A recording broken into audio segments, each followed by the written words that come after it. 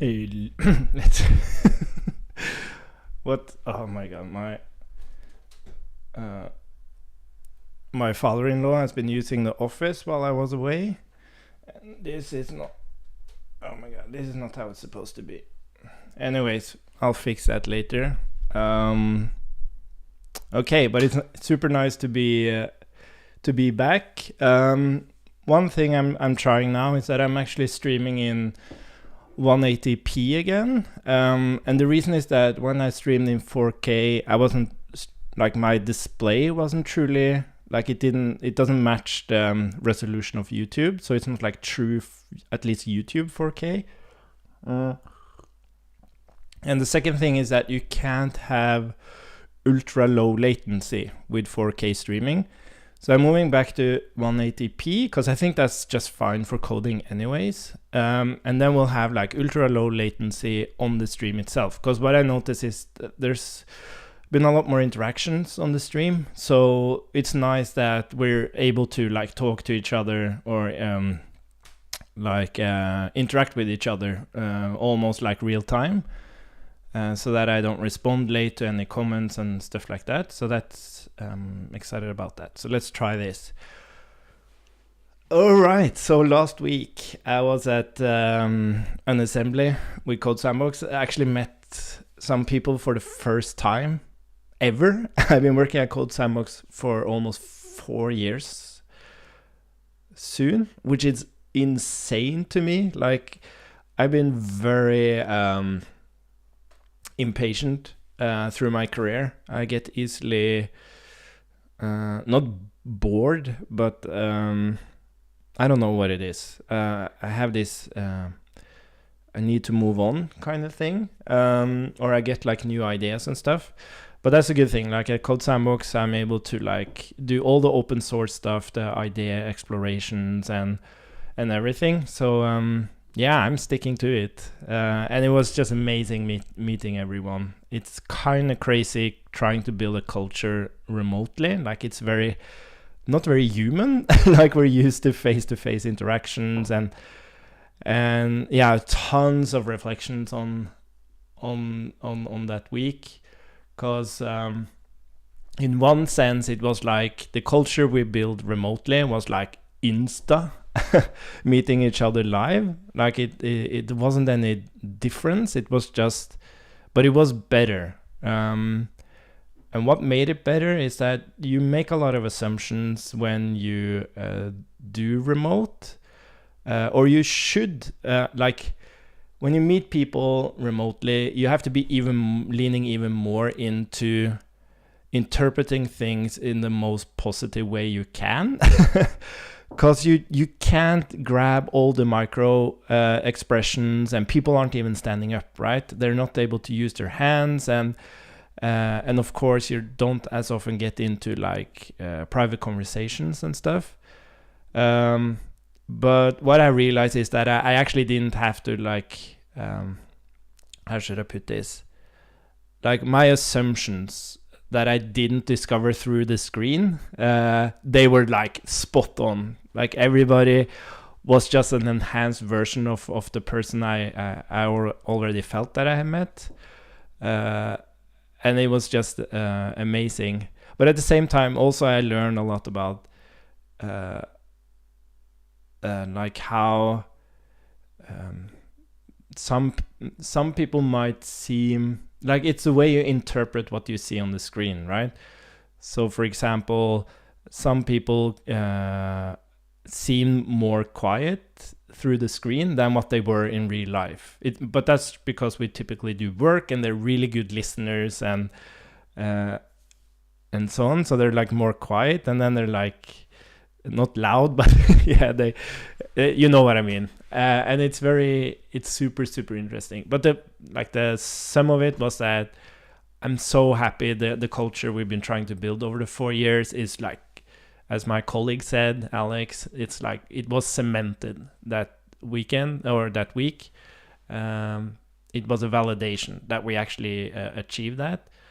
And of course, that doesn't mean that we don't stop working on it. Like it's a end game. We have to constantly work on that. But I'm really happy with what we've been able to achieve there. Anyways, so one thing, like the week before last week, we did some sessions about how to structure CodeSandbox projects, and like what's been important to me is that we find a way to organize so one thing is architecture in terms of enabling everything we want to do in the project editor, but there's also another facet of this, and that is the threshold for people to get into the code base and understand what's there and be able to like express themselves. Like we shouldn't be too strict on how we build the code. There just needs to be some fundamentals to how the code is organized and how we express the code. But it should also be quite open, because there are a lot of tools out there to solve problems, and we have many different problems to solve, and you can't like find one. So if we were to choose like one big state management solution, that wouldn't be the best tool for every single thing. And when we developed React States, it was intended as a way to look at kind of embrace the React States, the React primitives of like use state and use reducer, and you have the context provider, and then we would use React States where it had complications, not complications but complexity. But what's happened is like we have gotten more people into the code base, and people are introducing new tools to solve different things. And that made me think about like what should this base layer be in CodeSandbox projects. Because I don't think we should inhibit people for using these other tools. It's more that they all need a place to live. So that's my reflections. And then to be a little bit more concrete, then we had this thing we worked on, let's see, applications. I think we made like a features readme. Yeah, there we are. Yeah, so we talked about features just being different domains of the application. So like Git is a domain, you have branch management as a domain, and so on. And then we just want these features to expose hooks. And these hooks should be as precise as possible. They do one specific thing. And what we talked about is having like use feature A, use feature B, where use feature A is maybe just a reducer, and use feature B is maybe use SWR. So what we would rather document is that we have this structure of features, they represent the domain of the application, and we expose specific hooks that uses the tools that make sense for the problem the hook tries to solve. And then we rather list the different tools we use. So like we have use reducer, we have use SWR. I know Gianmarco, a colleague of me, has this Zustand state management, which is like highly optimized for reconciliation. And we would just list these different types of tools we use to produce these hooks. And then we don't really take it any further than that. The thing about what we've done with React States now is that we also have something we call an environment interface. And an environment interface is a really good concept because it allows you to completely decouple the environment from the application logic itself. The thing about the environment interface is that, and what that does is it helps with testing. So you don't have to like mock imports or mock browser APIs and stuff like that. You just mock the environment interface itself. It's like super simple to mock it. But what the environment interface also does is that it's based on events, which is very much tied to React States, which doesn't fit these other tools. So what I'm going to, so my reflection and something I want to suggest to the team is that even though we keep the like environment interface, because we have to define these like environment side effects somewhere, we don't make it strictly event based.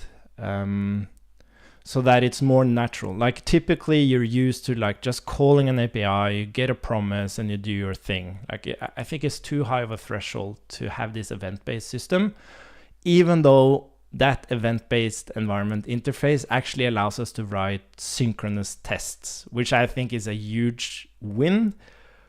But it's in my experience, it's not worth the threshold of like, everything needs to be in the environment interface. Everything has to be event-based, especially now that we're discovering that we want to use different tools. Because as I said, the event-based environment interface is very tied to React states. It only works well with React states.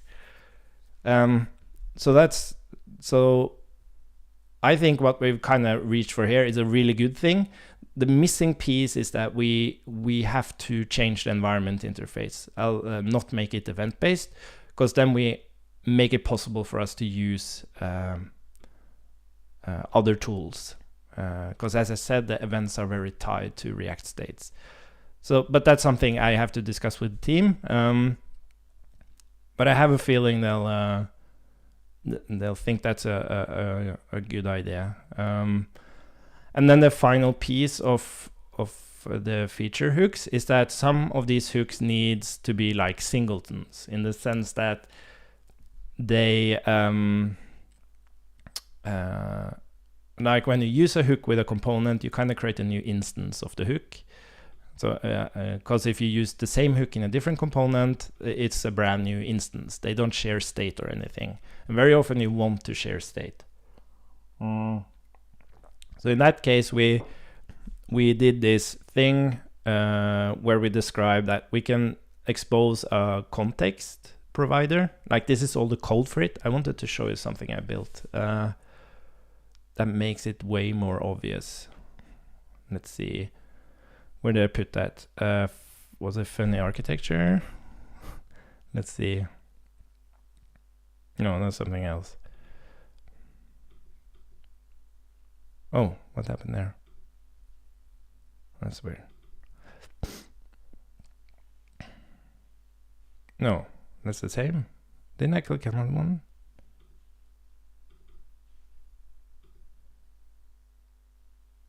Oh, there we go. Was it here I tested it? No. Where is it? Where is it? Async shape. Yeah, here it is. Should check the thumbnail. Okay, so what I did is I created something called a hooks provider.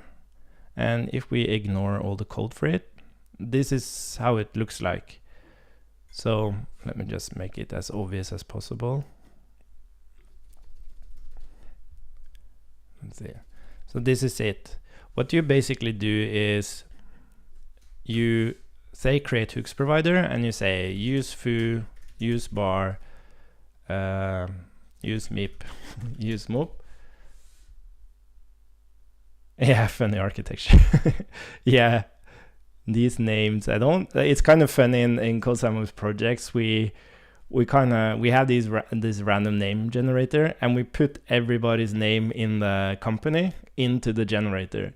So you can get like laughing Christian, or we have some, they can be interpreted many different ways. But anyway, so you kind of just say create hooks provider, you give it the hooks, and then it also returns those hooks. So here you would, given your linting, you would maybe say use provide foo, for example. But the point is that when you now export use foo, it means that use foo is now shared. So that means you can export certain hooks directly, and some of the hooks you pass through the create hooks provider so that it's shared. And then of course you have to use that provider somewhere. Yeah, so that's kind of the idea of features, is that they're just plain old hooks Though for shared state, you are able to create a hooks provider to make it shared across the components. But what tool you use to implement the hooks is completely open. Yes. So that's some reflections. And then I also made a small change to React states, because I discovered something on use transition effect. So we have this thing called use transition effect now in React states. So there's no more like transient states and commands and stuff. Like the state is just state. Any effects you want to run, you do from the outside. And the different versions of this, like this is one version where you give it the state, and whenever it enters not loaded, it does something. But you can also say if it enters editing or validating, then run this logic. And when you move out of either, neither. Yeah, it's kind of hard to find the correct words to kind of make this like instant, snap in your brain. But the point is that if I'm entering editing and then moving to validating, it doesn't start again. It just has to enter one of these initial states. And then when it enters neither of these listed states, then it runs the disposer. Anyways, and then we have, didn't I push it? Oh, we're on the master, main, I mean, we should be on next. There we go. And then we have, so if you want to narrow a transition to be, I enter this state by this action, you can do that. And you can also do, if I enter either of these states with this action, do this thing. But now you can also say, if I enter foo by the switch action and my previous state was bar, then do this thing. And again, if I enter either of these states with this action coming from boss, in this case, do this thing. And the reason that was added is because you might have a transition where you transition to the same state, and you need to know what was on the previous state. So as you can see here with this signature, you actually get the previous state as well. And that's what I like about this. It actually matches the arguments. So you have state, which would here be foo or bar. You have the switch action, and in this case, prev state will be the bar state, and it's typed correctly. Anyways, so you might have like a transition where you say like add to do, and then you happen to have the new to do title in the state. And when you do add to do, you actually remove the add to do title in the state. So when you would do, for example, here, it's editing, add to do. When you look at the state, the new to do title isn't there anymore because you wanted to clear it out with the transition. So what you would do instead, you would use editing, add to do from editing. And then you would have the new state, you would have the action, and you would have the previous state of editing, where you would actually have the new to do title still. So you can argue like this feels like jumping hoops and stuff, but this is like a very conscious design decision for this tool, is that the reducer holds the state, it guards any transitions, and then any side effects is done by reacting to these state changes. By giving the information of what's the new state, what was the action causing it, what was the previous state, you should be able to express any kind of side effect that you need to do. Yes, so it's like decoupled, and that's how you do the guarding. It's by decoupling it. It's like reactive to the state changes. Anyways, so that's something I did there. And then where are we at now?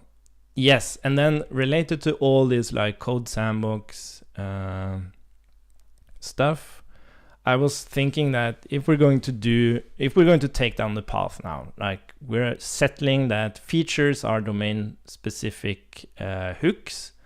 We want to list all the different tools we implement these hooks with, and we make the environment interface just like a plain interface. It's not like event-based, which is tied to React states. The question is like, do we really need to use React states then? Could we be more precise in dealing with the scenario of state complexity and async complexity? Which is why I'm like pounding through on the Timsy thing, because it's way like the way you express. First of all, Timsy is very explicit about what it does, and it expresses it better what it does. It's not like tied to the constraints of a reducer, and it works better with promises because it's not tied to a reducer. In the sense that if you would resolve a promise and like send some event into the machine, it wouldn't cause React errors because the subscriptions would already be disposed and nothing would happen. Yes. And to test this, I'm refactoring let's take a look at it. I'm kind of jumping all over the place on this stream, but it's been a week, so that's how it goes. Yes, let's see if I can find this. Yeah, like Joji, that's a colleague of mine. I'm not sure what this word means. Maybe it's funny, I don't know. But I actually think that's the branch. Let's see. Pages, dashboard. Yeah, I think this is it. Okay, so here I'm using Timsy instead of React states, and it is way more expressive. Like you don't have this huge typing stuff at the beginning, and then you have the implementation. It's kind of collapsed into each other as it uses inference. A small change I made to Timsy is that now create states actually returns the states, and it returns the possibility to create a machine out of those states. And this just makes it more concrete, because previously you would pass the states as the first argument, but we didn't use it for anything. It was just for inference, which just, it makes me itch. But doing so actually led to this other thought, which we can talk a bit about. But let's see, we're going to just review this quickly first. So as you can see here, I have my states here. I'm expressing them very directly. And then I implement the machine. And then I use the machine. And what I'm also doing here is that I'm exploring what would it look like if we were to use Timsy instead of React states related to like the environment interface. So in this case, I'm instantiating a navigation machine with its initial state. And you can see here, we export a states type that allows you to just give type of states, and then you get all the different states that machine can be in. Sorry. Anyways, so here what I'm doing is I'm exploring that, okay, we do have this existing environment interface now. And if we were to use, and the thing we do in CodeSandbox Projects now is that we directly subscribe to something and we just dispatch it into the reducer, which is perfectly fine. But it does create a threshold of understanding that you have to add the types for the thing you're subscribing to, and you're getting more events than what you're actually managing in the reducer, which is kind of the good thing about state machines, because they ignore events you're not supposed to deal with.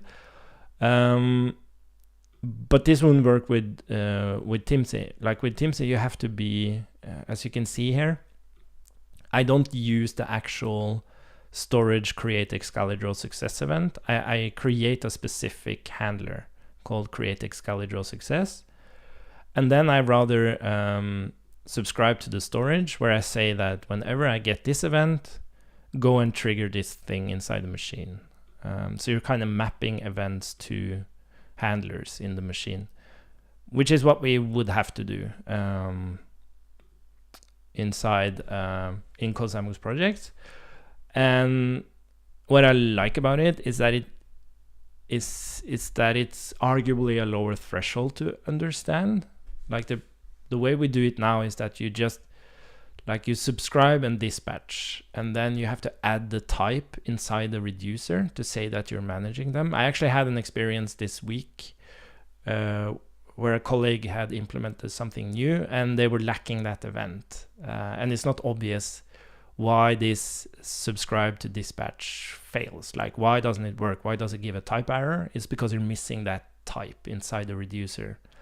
While here we are way more explicit. Like, you create your reducer, what do you want it to do? And we just happen to trigger certain of those actions based on this subscription.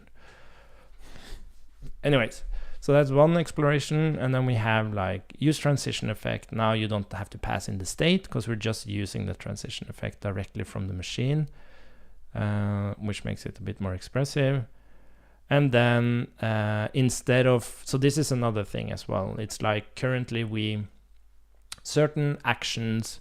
So a good example here, in a previous version with React states, you would insert the storage event, right? Into the reducer because you're receiving storage events, but you don't want those to leak out into the consumer of the app wherever the hook is used. So what you would do is that you would rather explicitly create a return type where you narrow the actions that can be sent into the reducer, which has a higher threshold than what I'm doing here. What I'm doing here is that I'm saying, okay, the events I want to be triggered from the outside, I'm picking them here. So it's more expressive in that sense. Or arguably has a lower threshold. And then the reason I use as const is because this is to be like a tuple. If I don't have as const, TypeScript doesn't understand that the first one is always state and the second one is always events. Anyways, so that's how it looks with Timsy. So again, the argument for using Timsy is because we want to be able to use the right tool for the job. That's designed to solve the problem. Whereas our initial strategy was okay, let's just use React primitives and try to enhance them. But people coming into the team, we see that people have a lot of preferences for different tools that solve things really, really nicely. So that's kind of the core of the strategy switch, is to not build on the primitives, but rather have these hooks organization in our code base, and then it's more up to us to choose what tools we want to embrace for creating those hooks. Yes. Now, the interesting thing, the thing I was looking forward to a little bit, which is not tied to this thing here, because this is kind of settled for me. This is a much better way to express the complexity where you do want to guard, where you do want to use a state machine. This is definitely the best way to express it. Because one thing, it's less code and more explicit, but it's also more type safe because you use these creators to make the transitions and so on and so on. Yes, and then it was the thing I wanted to talk about. Let's see.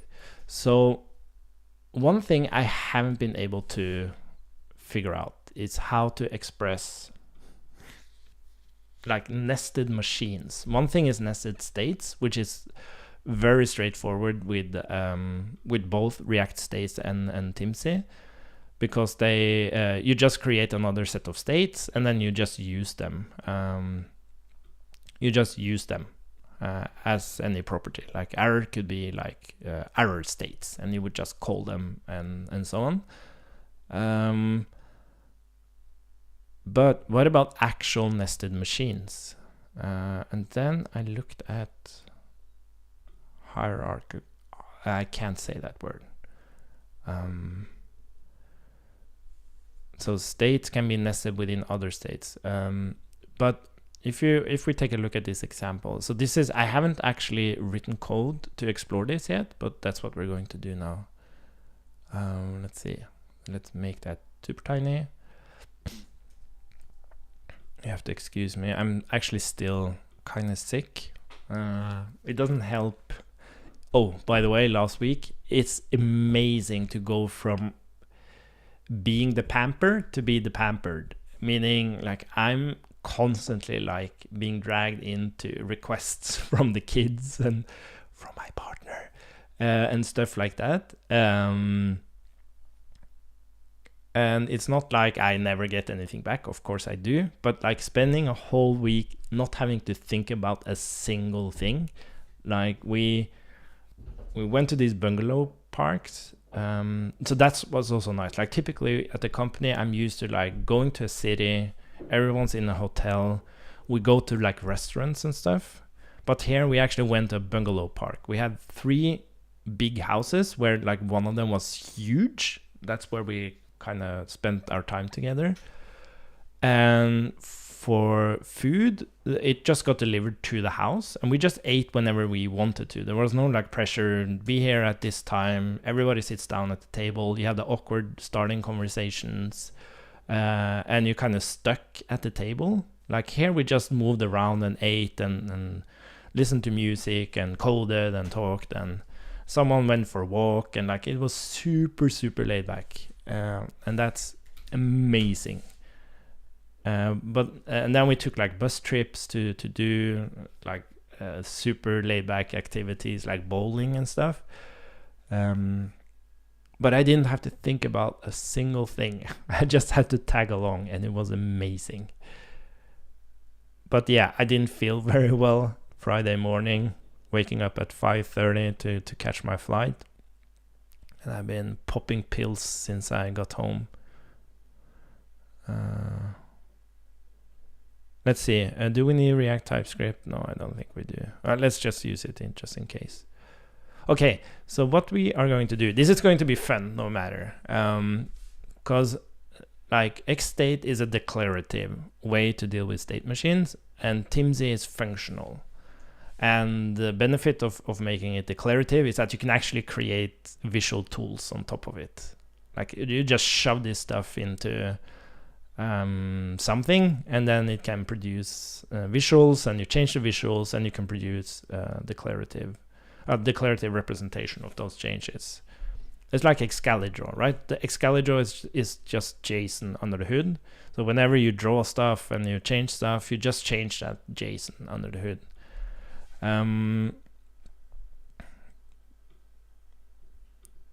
Let's see, but the thing is, like, it doesn't have any types. Like there's no type safety on this declarative thing, or you have to describe all the types beforehand.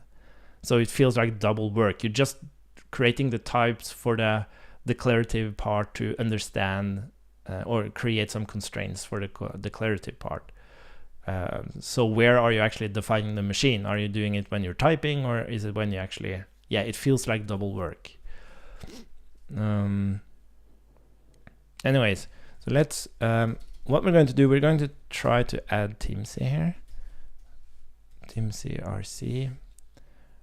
And we are going to import create states from Tim. By the way, I totally forgot. It's kind of amazing. Like, there's a dude. Where's Timsy? I I think his name, if I'm not saying it wrong, was it Ibrahim? Oh, yeah, I got an email. I can't really see it here, can I? Oh, yeah, Amir. Yeah, Amir. Like, he made 2 pull requests, just completely. I learned so much with these pull requests. You should really look at it, because it just changed the whole setup, like with linting and publishing and everything.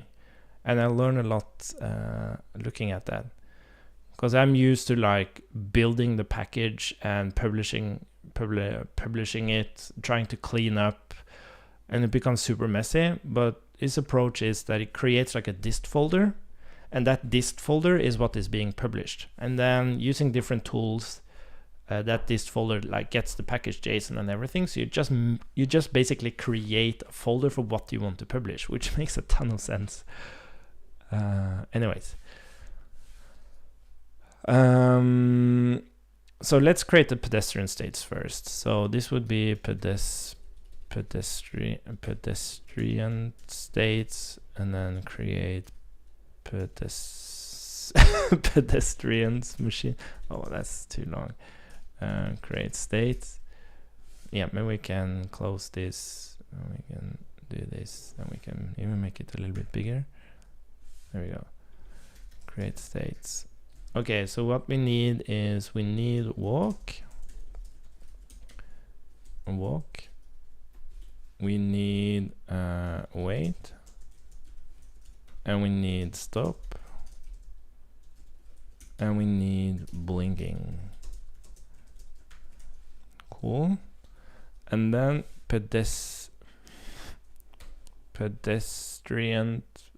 What is it? Right? Pedestrian.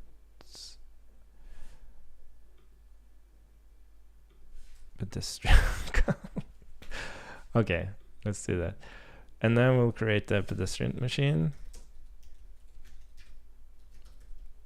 Pedestrian machine. Let's just insert all the.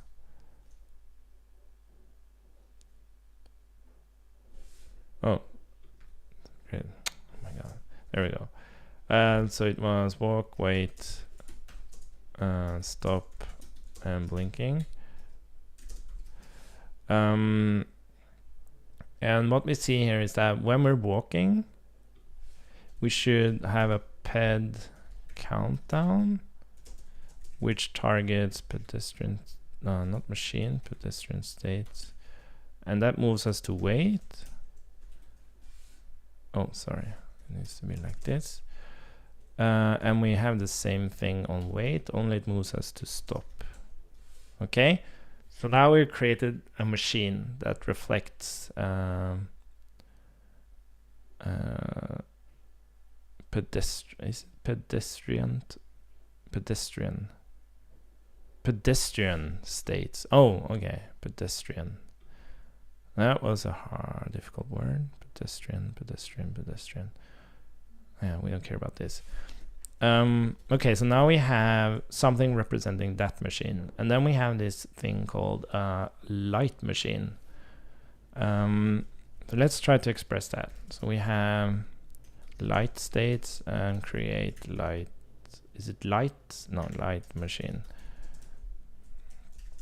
Create states, and here we have green, and we have yellow, and we have red. Now, what's interesting about red? We can talk about that later. Let's see. Light machine will be create light machine. Green, nothing. Well, it should have a timer, but let's yellow and red. So we have our light states. Okay, so on green we have a timer. Now remember, these are side effects. So this is not going to be handled by the machine itself. This is coming from the outside. And again, if we have timer here, we have light states red, and then when we have timer on red, light states green. And this is like this is the thing about XState, right? Even though it's super powerful, it's difficult to understand it from the perspective of UI development. By the way, look at this. I got a bottle, and yeah, and sweater. You know, you have to have the swag. I'm really looking forward to going to a conference this year with all the swag. Anyways, what was I talking about? Oh, I forgot. Okay, so what's super interesting about this is that here we have something called power outage and power restored. And the thing is, something needs to happen when we have these two things happening. So first of all, we can at least express them. So let's create power. Oh yeah, that's it. So the thing is, like, the way this machine works is that you typically move between green, yellow, red, green, yellow, red, green, yellow, red, using the timer. But then you can have like a power outage, which puts you in red and blinking. Yeah, and sorry, and when you're in red, it starts this machine, which has its ped countdown, which moves between wait, stop, and then I actually have, I'm a little bit unsure, I haven't read all the documentation. I'm a little bit unsure what this ped countdown does related to the timer, because I guess they need to be in sync, right? No, it would be kind of horrible if they weren't in sync, so that you would, so that if you were to implement these timers as, okay, we're in this timer, and the ped countdown is like more than yeah, that's interesting. Anyways, let's talk about that later. Yeah, and then these states, the pedestrian states is related to being on the red. So the lights is like the traffic lights. I was confused by even that. The lights are the traffic lights. The pedestrian states is the people, the lights when you cross the street. Yeah. Anyway, so we have power outage, and this should move us light states red, like it's also supposed to move us into blinking, but we'll talk more about that. And then we have power restored, light states, and then we move into just red. Okay, now the thing is, both of these is going to be part of any state, right? We can have a power outage on any of these states, and the power can also be restored on any of these states. And this is how we express it. We could put these two into like base, like a base thing, to like spread an object instead, but we're not going to do that. Yes, so the interesting thing now is, how would we actually make the light machine able to instantiate and deal with a pedestrian machine? So again, this is not required for Timsy, but I have like a reflection that Timsy might actually solve more than it's intended to do. So what we're going to do here is that when we're on red, you should be able to it should like instantiate a pedestrian machine, right? So what we want to do is we want to say pedestrian state. So we want to pass in the state that we want this pedestrian machine to start in. I think that's what we're going to explore. So a way to do this is that we're going to create, we're going to use this states thing, and we just say type of pedestrian states. And now we're going to say that when we're in this state, pedestrian, let's just call it that. And we have a pedestrian machine, which is instantiated with this pedestrian state. And now you see that we're getting type errors here because we actually have to pass in the pedestrian state. So when we have a power outage and move to red, we want to move into blinking, right? And when we move into red, we could actually, I think we can just default to, it was wait. So by default, when we go to red, we'll go into a wait state for the pedestrians. But when we have a power outage, it will actually move to a blinking state. Now, the thing I haven't finished reflecting on is that every time we move into red now, we actually get a new pedestrian machine, which I think is exactly what we want, at least in this case. I guess sometimes you might want to like keep the machine, but maybe it doesn't matter.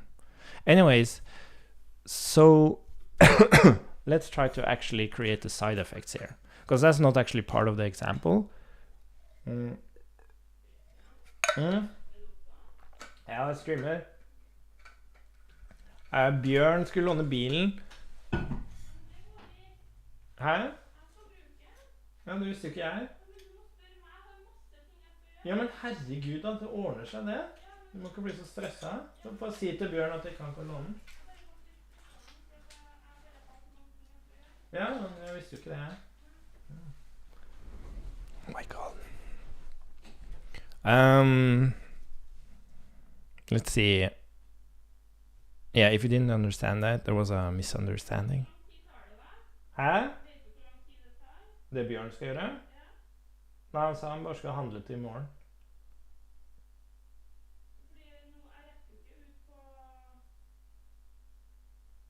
Men kan du ikke bare ta det med Bjørn da? Yeah, so our neighbor asked to borrow the car, and then because I didn't know my partner was going to use the car, so I yes, of course you can borrow the car, and then that wasn't yeah.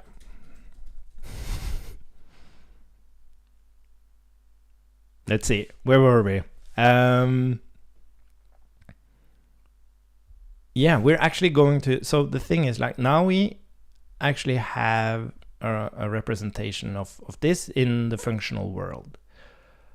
But we are not actually firing any of these events. We're not firing the timer, we're not firing the ped countdown. So now we're actually going to see how this will be expressed. Like I can't see an example of that here, which is curious to me because that's one of my questions is like, how do you actually trigger these things? But anyways, so yeah, so let's do this and then we'll have to stop the stream because I have a lot to do. But this fascinates me. Okay. So we have this light machine, and we have to start it. So let's just call it instance, light machine, and light states. You're going to start in, should you start in green or red? Maybe you'll start in red. We should start in green. Yeah, it doesn't matter. So what we're going to do now, first of all, we're going to create a timer. So the way we would express this is that we would subscribe to a, so there's a low level subscribe, which just triggers every time there's a anything happening in the machine, and you get like the current state, the event, it's called event here, not action, and then you get the previous state. But subscribe transition actually has the same API surface as the thing we showed in React states. So it doesn't matter here which of these states we are in.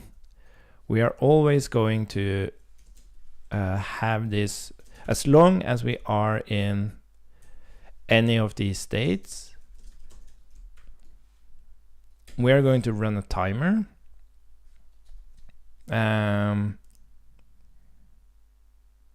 So what we'll do is id set interval. So let's make it a second. So every second we're going to tell this instance to do a timer.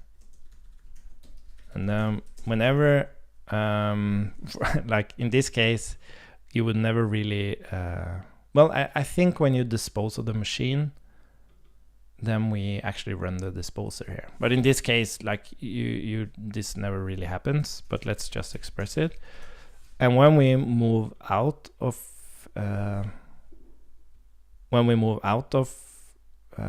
to any other state or it's disposed, it will stop this interval. Okay, so now maybe we can test this. So instance subscribe console.log. Do we have the, where's the,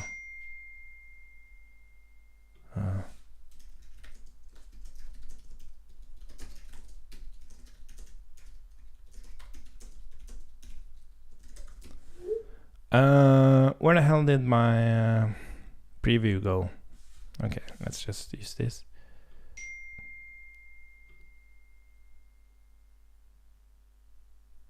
Yeah, so we see it move between red, green, yellow, red, green, yellow, red, green, yellow. Nice. Okay. So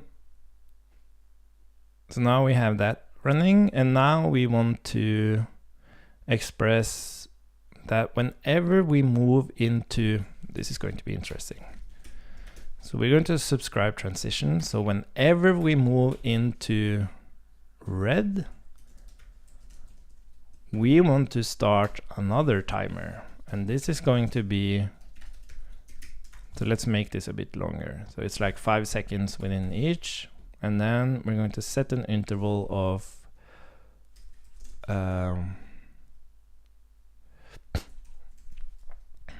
so here we actually get the pedestrian machine. This is so interesting. And here we're going to say ped countdown every second. And then we'll do the same. We'll clear that interval whenever we dispose. So when we move out of the red state, internal, we're going to dispose of that. Wow, this is fascinating.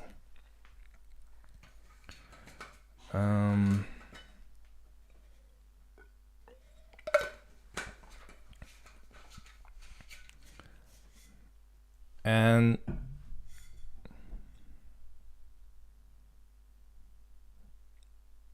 yeah, so let's take, so now we subscribe to, we have instance subscribe.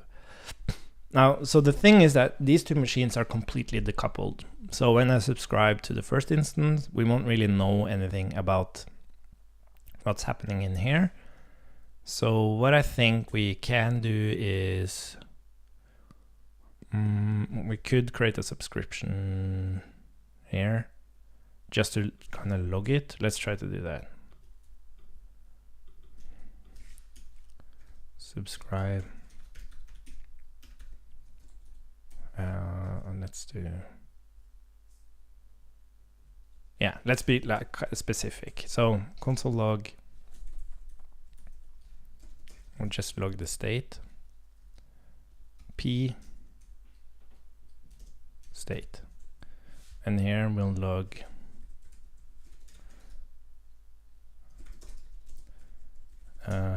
console.log L and the state. Okay, let's look at this.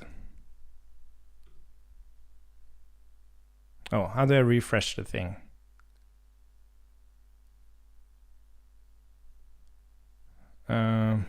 Where is it? Do I have to make it bigger? There we are. That's so interesting.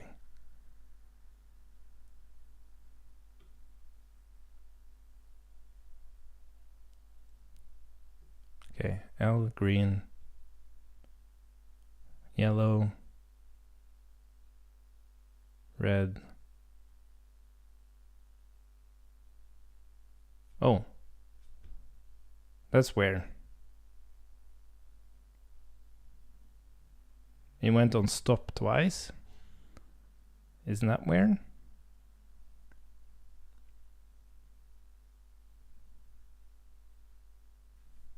Oh, I don't think I actually... Oh, yeah. So this is a problem. Yeah, this is one of the problems, is that since these machines... oh, yeah, wait a minute. Pedestrian... We actually want to dispose of it. I'm not sure actually what happens when I'm disposing. I don't think I actually implemented like removing the subscriptions and stuff. But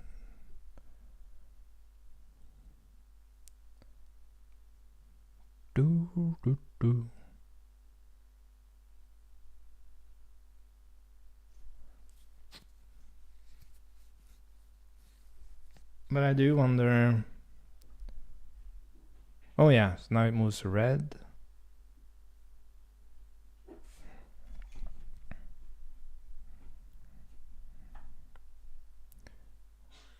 Why isn't anything happening?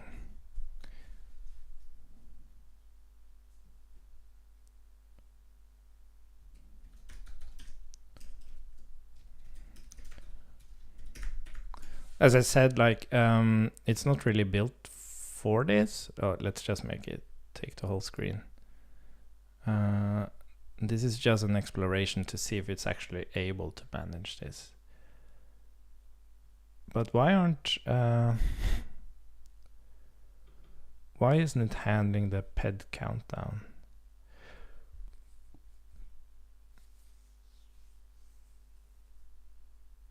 It goes straight... Oh, is it because it's the initial... Did I...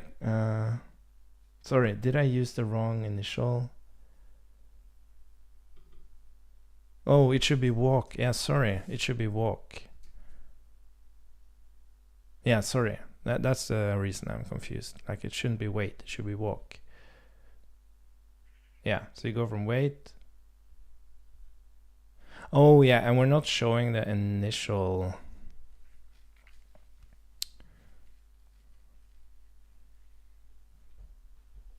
Yeah, exactly. So when I'm subscribing, I don't get like the initial state. Yeah, so this is a little bit confusing with the subscription. Because I'm just logging out the next state change, right? No, we don't need that what the fuck anymore. So it is actually working. So we're on wait, stop. The light goes green. It goes yellow. It goes red. And we don't get the initial state because we're just subscribing. Oh, but we didn't get the others either. That's so weird.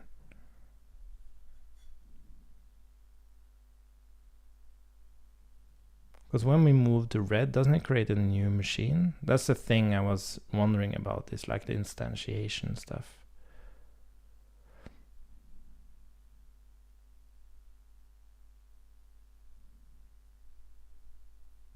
So when we're producing the red, it should create a new pedestrian machine.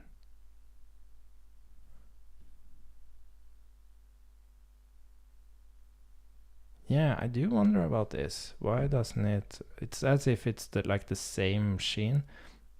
Yeah. Okay, we have 5 more minutes. I wonder what this is. Because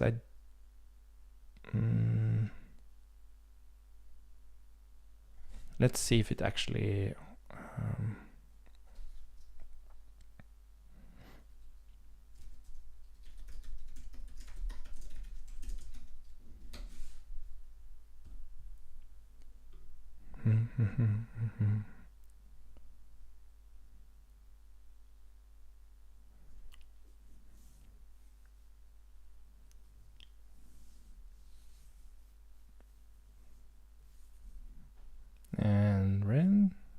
So it has it, but it doesn't log the...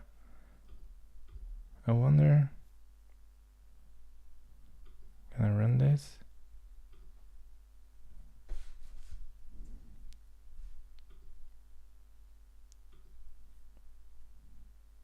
Oh, it's probably disposed. Okay, so I got there, so I can at least do get state. Which state does it start at? Walk, wait, stop. It might be the disposer.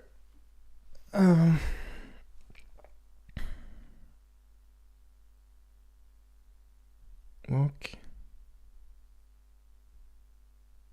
Oh, no, wait. No, this doesn't make any sense. Oh, this is so weird. Why doesn't it work?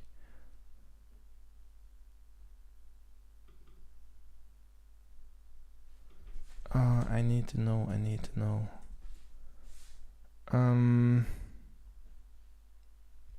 Because we create a new machine. I was hoping this was... There's something about the disposing. I'm pretty confident it's like an internal thing. Something I haven't... Like the disposing was just a very like quick adding a method. I didn't really tear it down or reflect on how to tear it down. And now we are creating a new machine. It might be that even the disposing variable is too high up, so it's kind of reusing. I think that's the thing. Maybe we can take a quick look at the code of Timsy, because I think that like when we dispose it here, we actually like the variable being used to indicate, like flag the disposal, is true for every instance, but it needs to be only true for that one instance.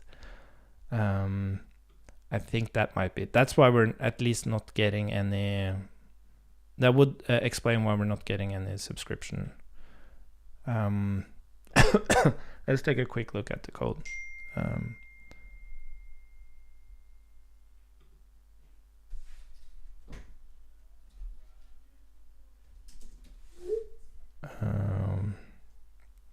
Let's see. Let's import. I'm not sure if I actually imported it. Yeah, here we have it. Let's just look at main.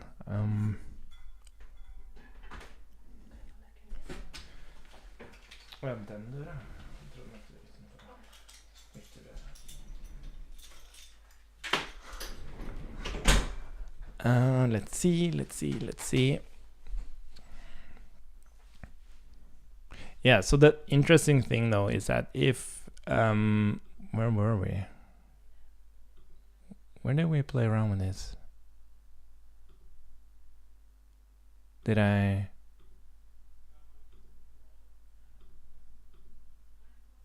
Where did we play around with this? Oh, anyways.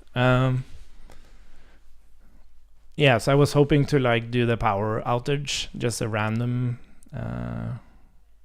power outage, just see what happens. But yeah, I actually feel very confident that it works. But I can't like imagine like, so for UIs I've been working on, I can't really see why you would like, you would have to have a very complex UI if you actually wanted to run. So one thing is having nested states, another thing is having nested machines. I guess I just never reflected on it, that like, would I just do a nested state here, or would I actually prefer having a nested machine that lives its own life? You give it events explicitly and so on. But it's interesting to have the possibility. Where is it? Create machine. Yeah, you see this? The disposer is way up there. We even have the describers way up there. These should be here. Yeah, it's too high up. Let's fix it. Let's fork Rooney. We'll move this. Boop. in here. Cool. We can move it closer together. We can even do this. That's nice. Cool. And we'll open a PR. It's committing.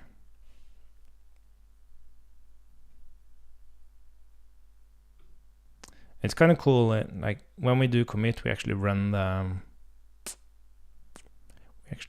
thing, the git commit hooks and everything.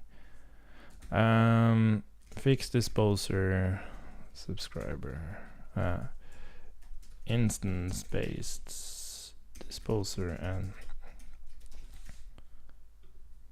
okay, so that was too bad that I made that mistake, because then we could have like looked at that immediately. But yeah, I want to explore that some more. As I said, like Timsy, it doesn't need to handle that. But the thing is, like, every time I've been iterating on these state machines and stuff like that, I've always been curious, like, is it possible to have nested machines? And by coincidence, this is actually the first time it looks like that's possible. You can even, so for example, with the side effects concept, you saw that we had, like when we enter the foo state of one machine, or in this case, like red state, you could, you got access to the nested machine, and you could subscribe to stuff there. And if things happen there, you can actually send messages to the parent machine.